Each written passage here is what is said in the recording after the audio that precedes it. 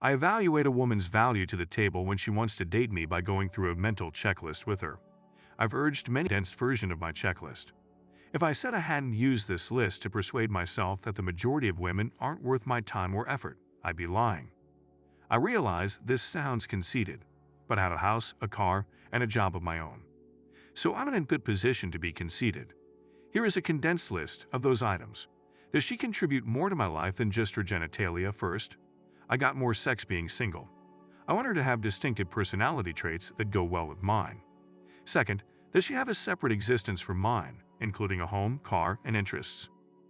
Third, is she aware that I won't give up my ambitions and dreams in order to win her approval? I won't give up something dumb I enjoy doing in just to appease her or for financial benefit. Fourth, does she think less of me? I won't, and liar. Not a single lady has passed it to my satisfaction since I started utilizing this list. By preventing these women, I've stayed out of many terrible situations. Please share your tuning with me, or if you believe it to be unnecessary and foolish. Yes, by constantly massaging my palms, and not in the way you may imagine, my hands are getting healthier. But now I want to move on to this subject. Does she contribute anything but her boobs? Due to the requirement that men hold employment, there is a double standard. But he's a lousy man if he insists she has more than $1,000 in savings. Contrasting standards, one of my friends, who has over $1 million and has paid off property in my friends, and I'd frequently discuss this. And even though we all discuss how much money we have saved and how we have paid off our cars, sometimes women will glance at one of my buddies and comment that it isn't the newest model of a BMW. He was humiliated by a woman for not driving the newest vehicle. She has the audacity to criticize him despite not even owning a car. A makeup-covered vanity, credit card debt, no assets, school loan debt for a useless marketing degree, no cooking abilities, and perhaps a child from a prior relationship. In my opinion, pretty much sum up your checklist. If she has a retirement account, it is typically tied to her employer and not at her discretion. You might also have to take care of a stray animal that she owns. Most single women would be destitute if people were obliged to live within their means. She normally only brings her reproduction and your meat drapes. I wouldn't change anything on your list. When my guy goes on dates, he learns that many of the women have no assets while he has more than $500,000.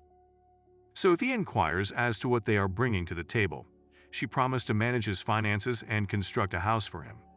He claims he already has one and doesn't want a lady who moves in with them to force herself into his garage or basement. It seems like you're getting more and more different types of sex, Bucky. Since you have items that they want, they believe you fell in love with them and gave it to them because you are holding it out in front of them like a carrot.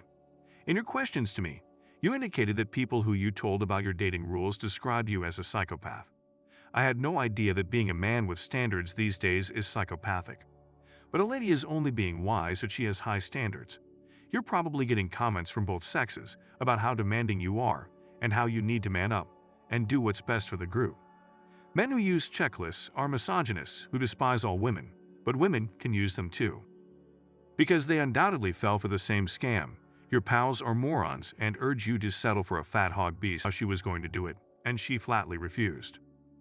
They will set up a part-time sex trap for a woman in their homes like a roach hotel, using the house car and other resources like cockroach bait.